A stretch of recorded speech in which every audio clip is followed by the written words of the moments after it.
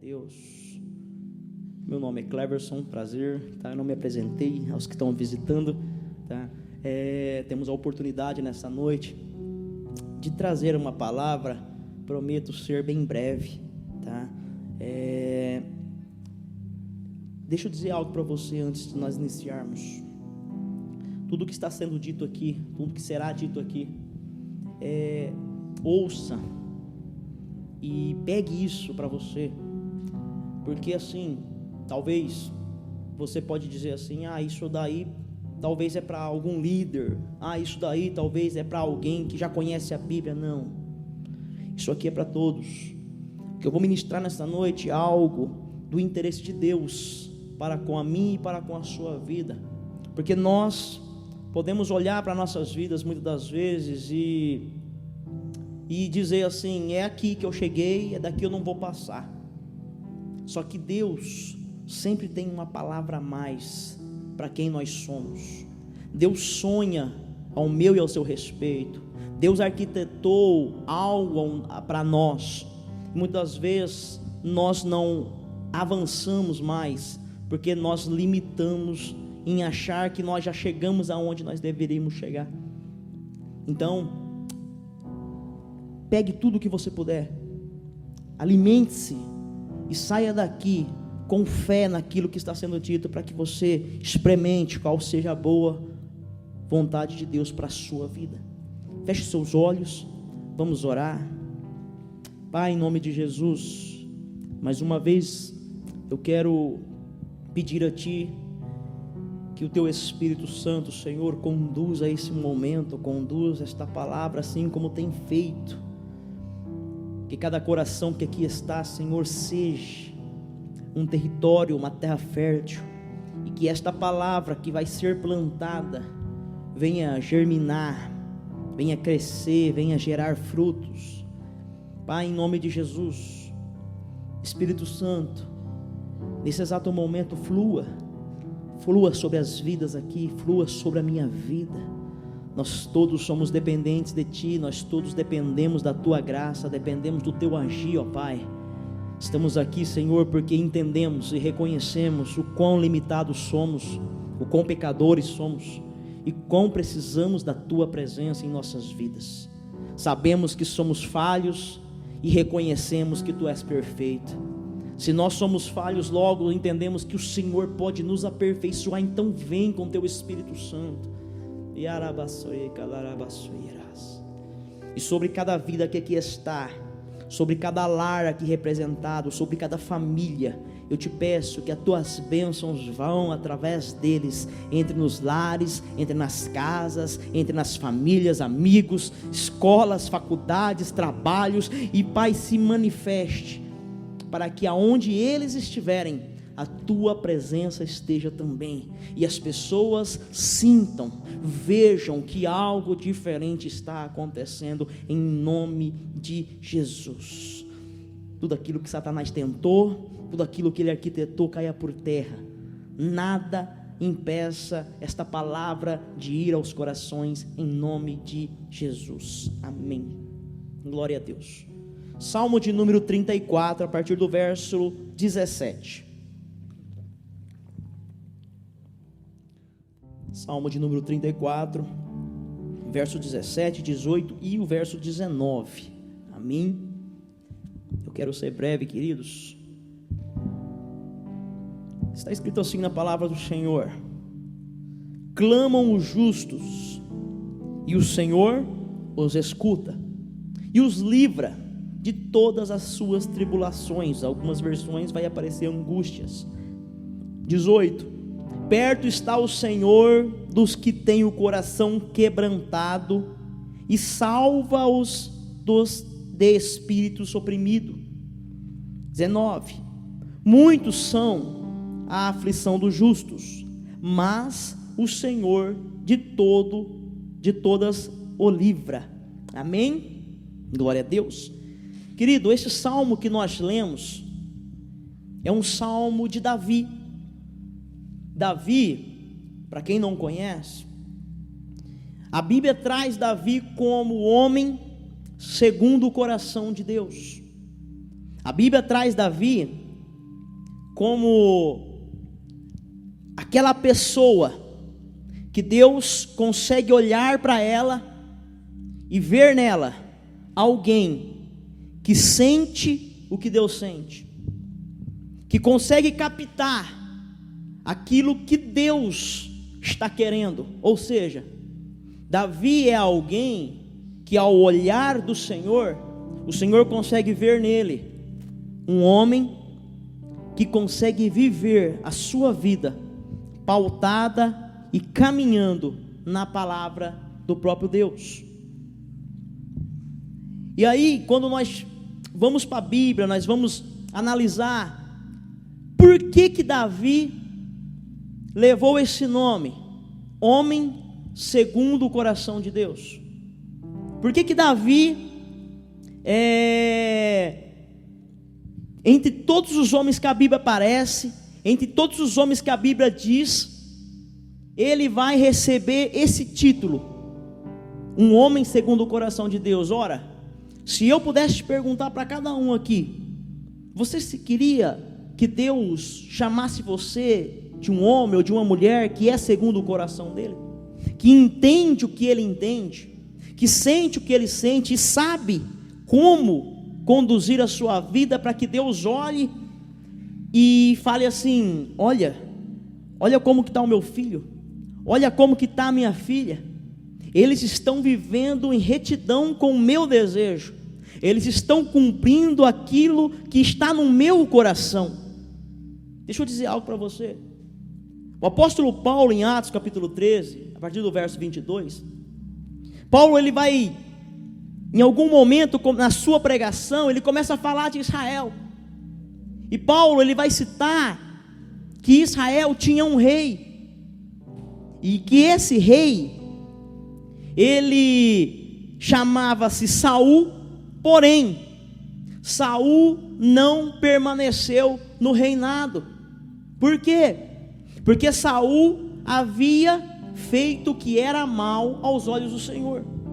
Queridos, o rei Saul foi um rei que governou Israel por muitos anos. O rei Saul foi um rei que, em algum momento, o povo estava cansado de tudo como estava. Por quê? Porque até então não existia reis em Israel. Deus havia levantado os juízes. Quem eram os juízes? Os juízes eram pessoas que Deus escolhia para julgar, mas quem governava o povo era o próprio Deus. Ou seja, era um período chamado de teocrático, porque Theos, Deus governava. Porém, em algum momento, o povo se cansa disso, e o povo pede um rei. E daí, quando o povo pede um rei, Deus ouve o que o povo queria, e vai lá e levanta o rei Saul. Saul inicialmente fazia tudo que Deus queria. Saul andava bem como rei, e Saul teve prosperidade no reinado. Porém, em algum momento, a Bíblia vai dizer que Saul fez o que era mal aos olhos do Senhor, e o Senhor reprova quem era Saul. E aí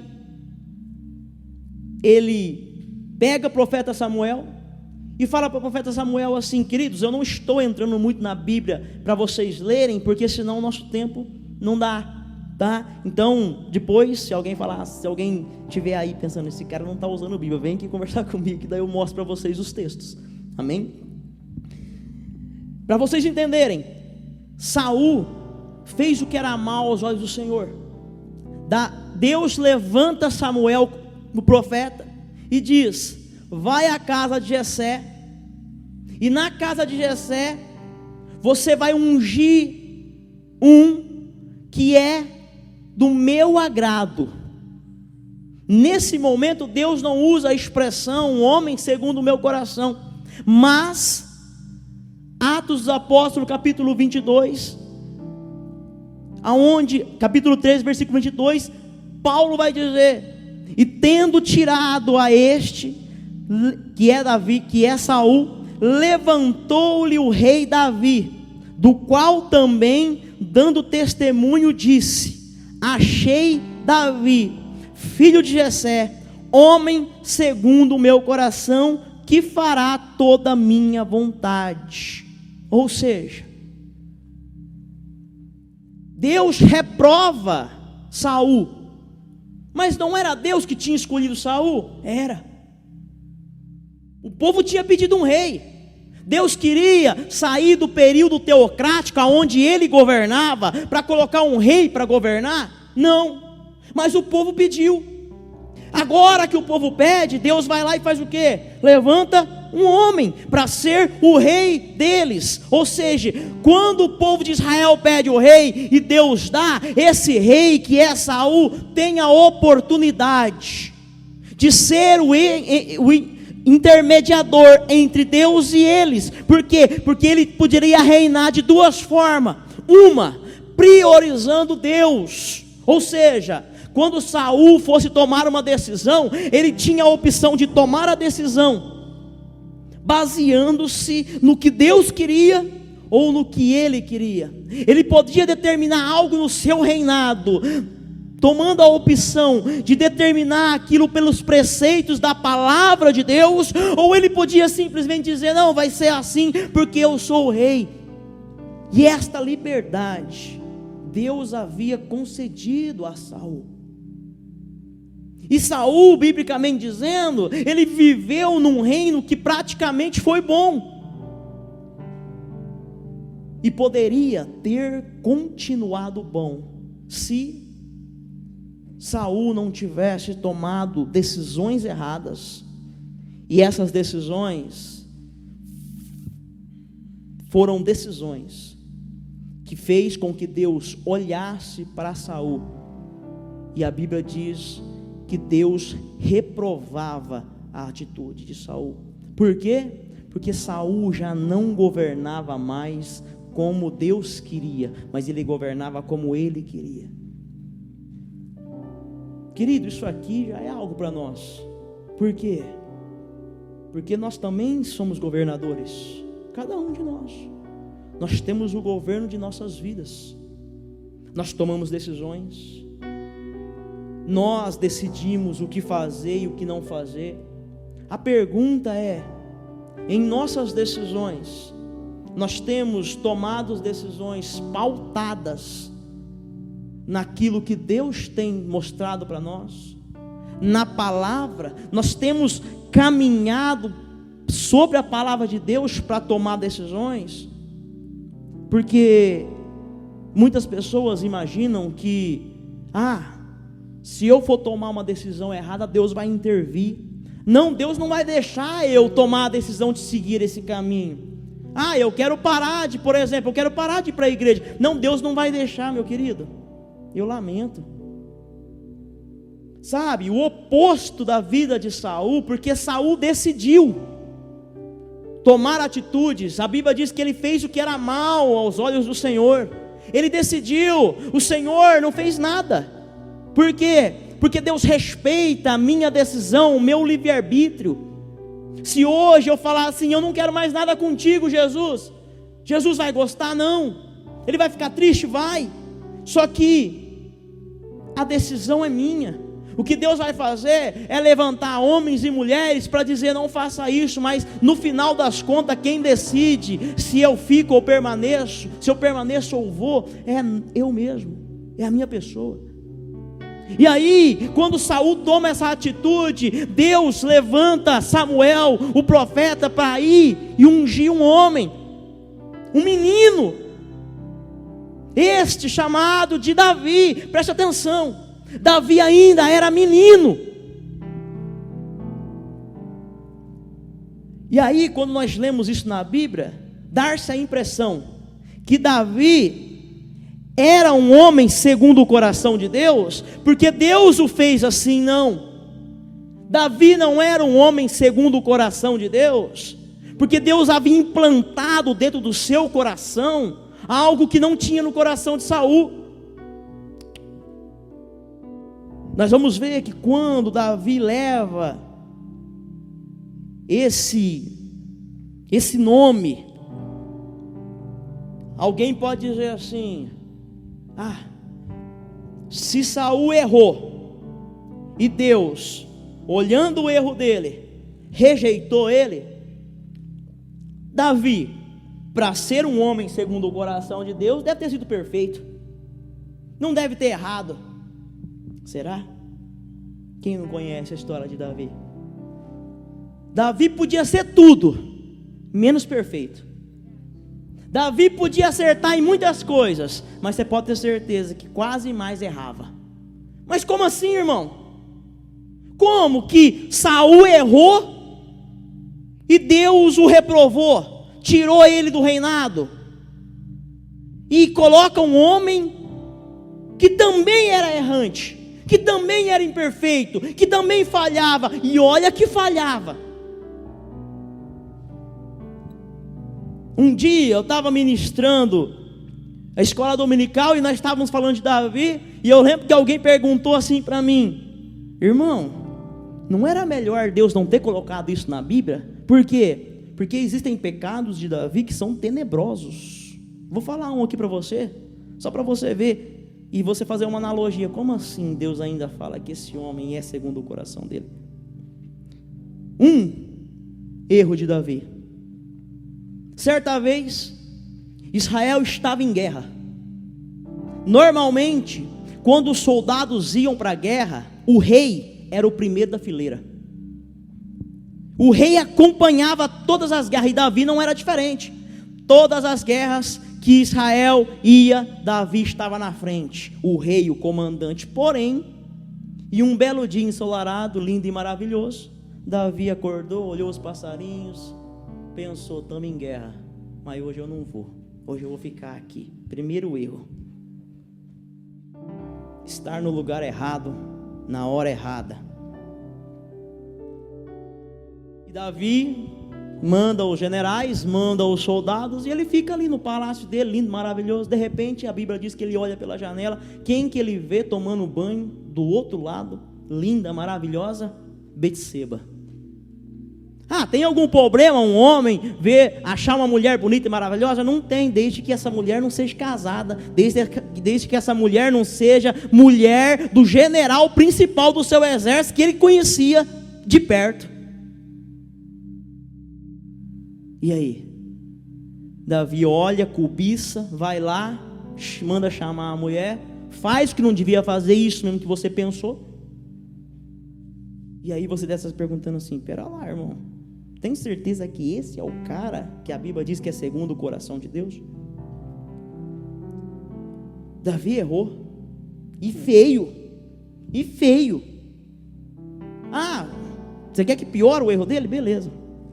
Davi foi lá, fez o que não devia fazer com Betseba, e engravidou a mulher. Pronto, lascou, acabou a guerra. Urias vem, marido de Betseba. E daí, como se o erro já não fosse grande, vamos piorar a situação? Vamos. É como que se eles dois tivessem combinado: é o seguinte, Urias vai chegar, tu vai para o quarto, ele vai vir, você vai se insinuar, vai se sensualizar para ele, vocês vão ter uma noite boa. Para quê? Para que daí ele pense que esse filho é dele. Beleza? Arquitetado o plano? Beleza. Só que, mano, o bagulho é muito sério, porque quando eu leio isso eu falo: Davi, você é doido, velho.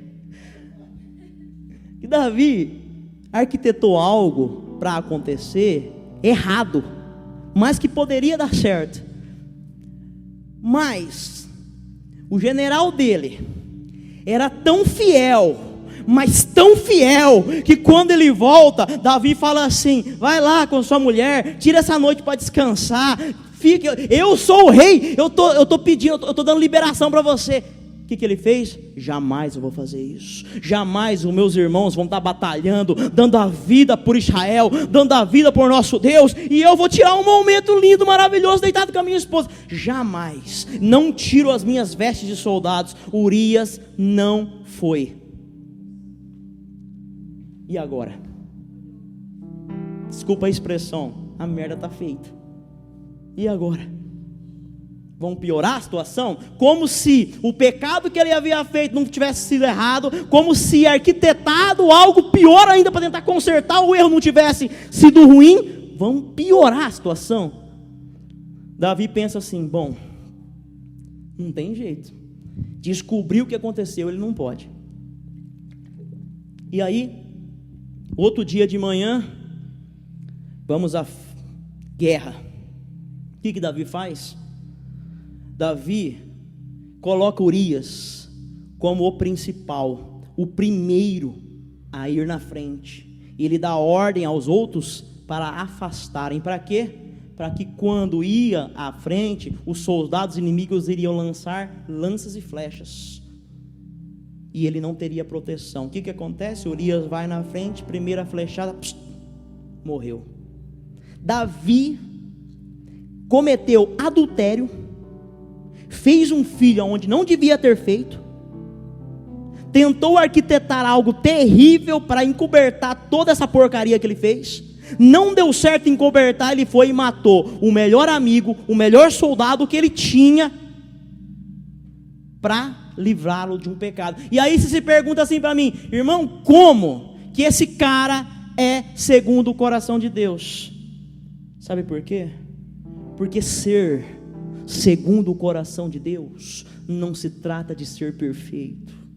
Ser uma pessoa segundo o coração de Deus não se trata de andar perfeito sem errar. Sabe, queridos, Deus não olha para nós e busca super-homens e super-mulheres. Deus não olha para nós e busca pessoas que vivem arrotando santidade, como se elas não tivessem errado, como que se elas não errassem. E não estou abrindo precedente, querido, para você sair daqui metendo louco, pecando, fazendo o que quer, porque Deus é maravilhoso. Não. Só que existe uma diferença entre eu ter errado e permanecer nisso, e eu ter errado e fazer como Davi fez, que é o que colocava ele como um homem segundo o coração de Deus. Davi, primeiramente, para ser segundo o coração de Deus, ele reconhecia que ele não era perfeito. Davi cometeu tudo isso. Teve consequências? Teve, querido. Teve. Deus não passa a mão na cabeça de ninguém. Deus perdoa, mas a consequência continua. Um ladrão, um bandido, numa vida passada, ele pode matar, ele pode se converter. Deus perdoa ele do homicídio? Perdoa. Mas qual que é a consequência? Tem que ir preso. Deus perdoa. Aquilo que ele cometeu não vai impedir ele de entrar no céu se ele aceitar Jesus e se arrepender. Mas existem consequências. As consequências de Davi, meu irmão, foram terríveis.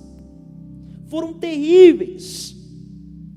Davi com certeza chorou amargamente por causa das suas atitudes. Por que está escrito?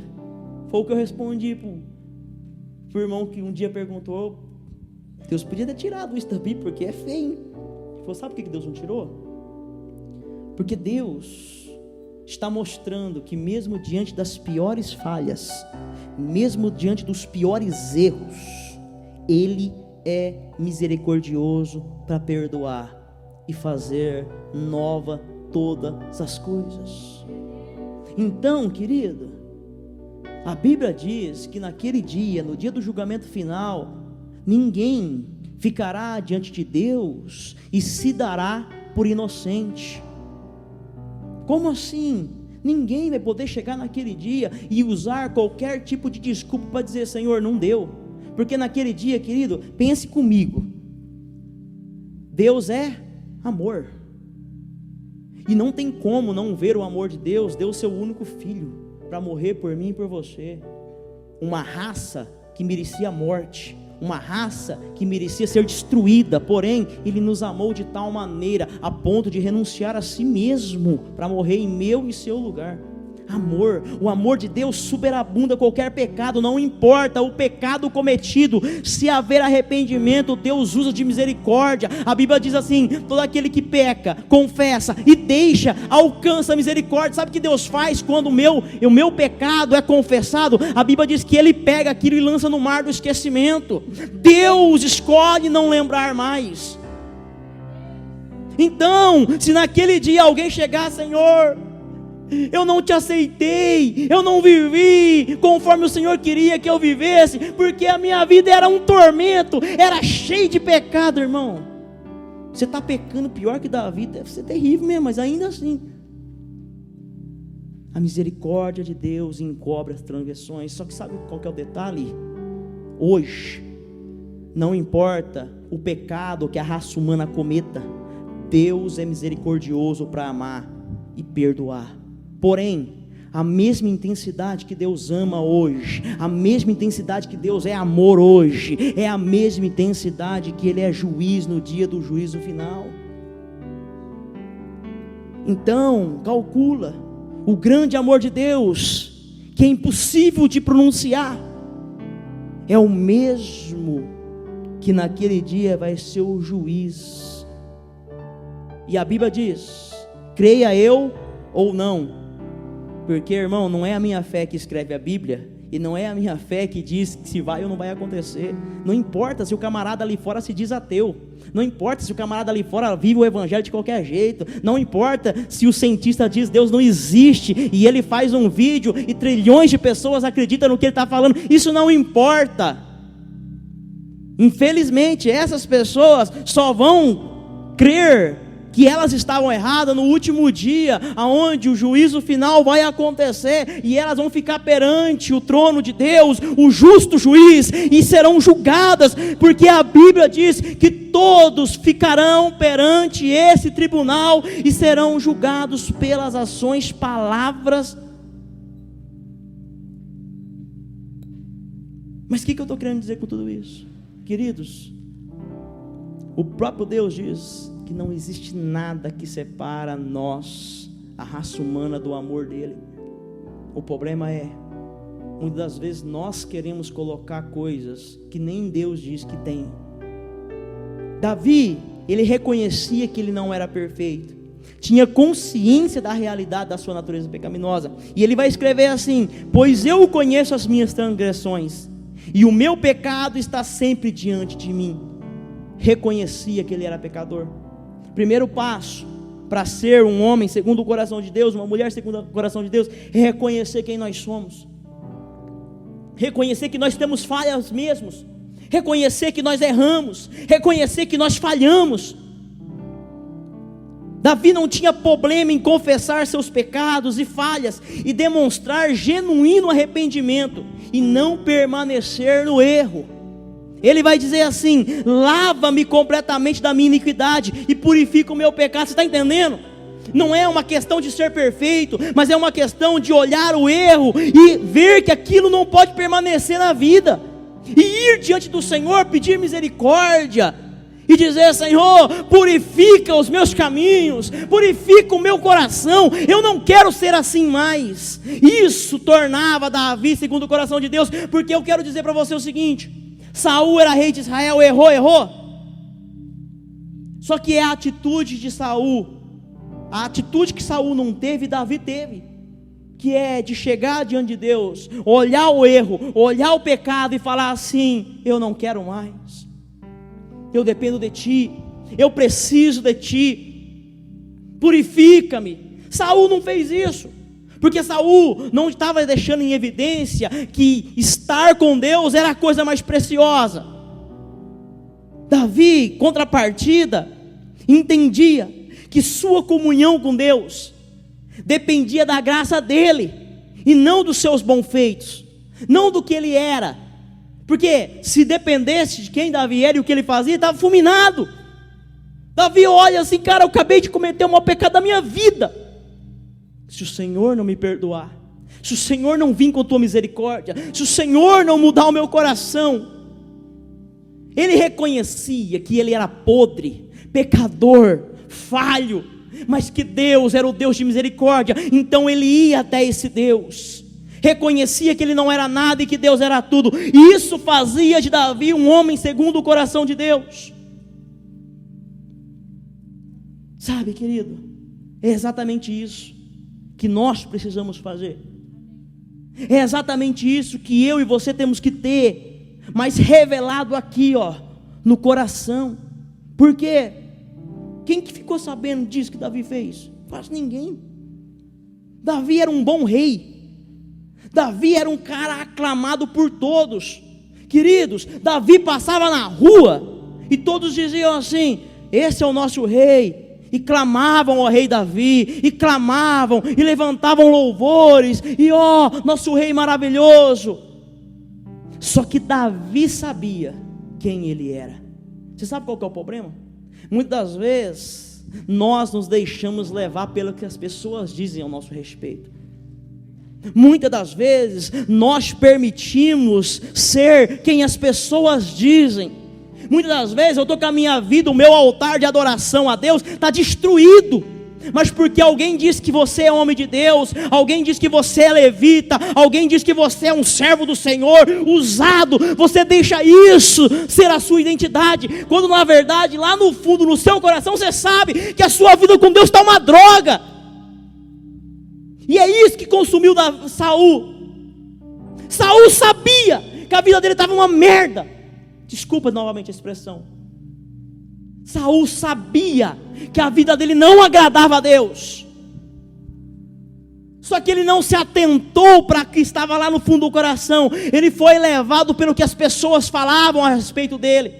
Então, se alguém falava assim: Saul, você é bom. Opa, eu sou bom. Saul, você é legal. Opa, eu sou legal.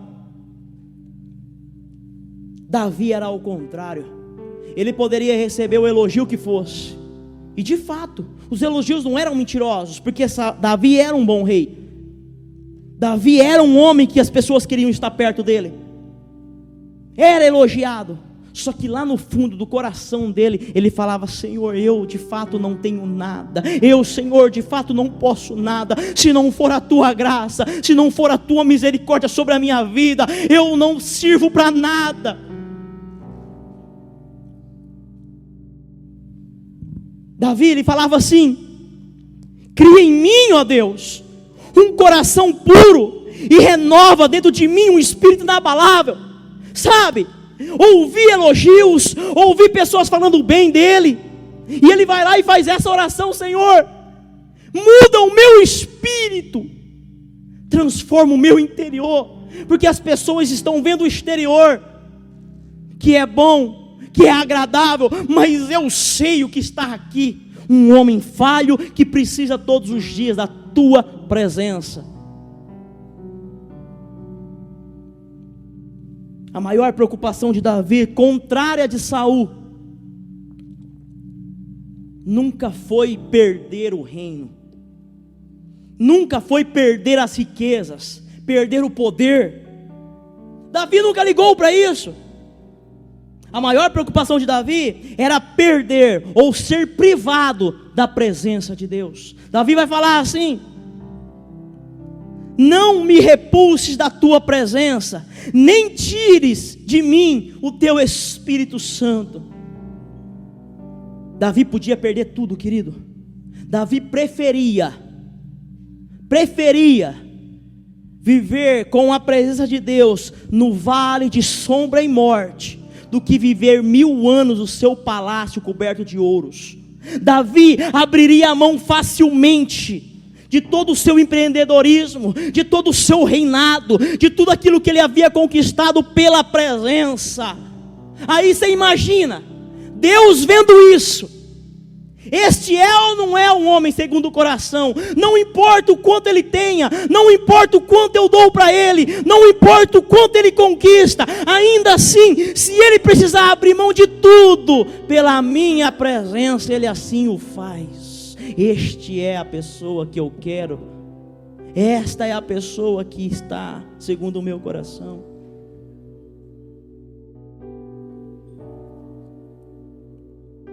Sabe, a opção de ser um homem segundo o coração de Deus não era só de Davi, era de Saul. Saul não optou. A opção de ser um homem segundo o coração de Deus, meus queridos, não é só minha, não é só do pastor, é nossa. É aonde nós temos colocado o nosso coração, é aonde está o nosso coração. Perguntas, verdades que nós temos que trabalhar. A presença de Deus é o mais valioso na minha vida. Por quê? Porque Deus pode te prosperar muito, querido. Deus pode entregar uma empresa na tua mão. Deus pode entregar o sonho que você sonha. Ele pode. Existe algo que Deus não pode fazer? Pode. A pergunta não é essa, se Ele pode ou não pode. A pergunta é: onde está o teu coração? Porque Davi só tinha o que ele tinha porque Deus sabia que aquilo não o consumia. Davi teve um dos reinados mais espetaculares que existia. Porém, que se Davi precisasse, se Deus falasse assim, ó, pode ficar com o teu reinado, pode ficar com tudo, com os palácios, com um governo maravilhoso que você tem, eu não vou tirar de você, mas eu estou me retirando. Davi abriria a mão de tudo sem olhar para trás. Mas e nós? Primeiro, muitas pessoas não prosperam porque Deus já conhece seu coração. Muitas pessoas não conseguem enriquecer financeiramente porque Deus já conhece seu coração.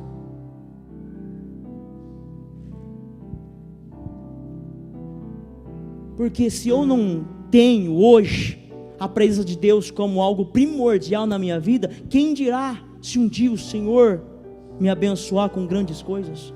Se hoje que eu não tenho quase nada e eu não demonstro a Deus que Ele é a pessoa mais importante na minha vida, como Davi fazia. Sabe, queridos, da mesma forma que foi o encontro de Deus com Davi, da mesma forma que Davi foi ungido, separado para ser rei, para ser escolhido, para ser um homem segundo o coração de Deus, da mesma forma eu e você fomos. Ah, irmão, como assim? Não veio nenhum Samuel aqui me ver? Não, não veio. Mas a Bíblia diz que veio um além de Samuel, e esse era Jesus. E a Bíblia diz que Ele nos comprou com alto preço. Ele diz que da mesma forma que Davi estava ali no pasto, pastoreando, foi tirado dali e colocado num reino, nós também fomos tirados e colocados num reino. E a Bíblia nos diz que somos reis e sacerdotes. Gálatas capítulo 1, versículo 15, está escrito assim: quando porém ao que me separou antes de eu nascer e me chamou pela sua graça, aprouve revelar seu Filho em mim, para que eu pregasse entre os gentios sem desdenha. Não consulteis carne e sangue. Tito 2,14, o qual a si mesmo se deu por nós, a fim de remir-nos de toda a iniquidade e purificar para si mesmo um povo exclusivo seu, zeloso de boas obras. Está falando de nós, está falando de mim e de você, que Deus nos separou para ser povo dele, assim como Ele separou Saul, e assim como Ele separou Davi. E a pergunta é: quem nós temos sido? Quem nós somos?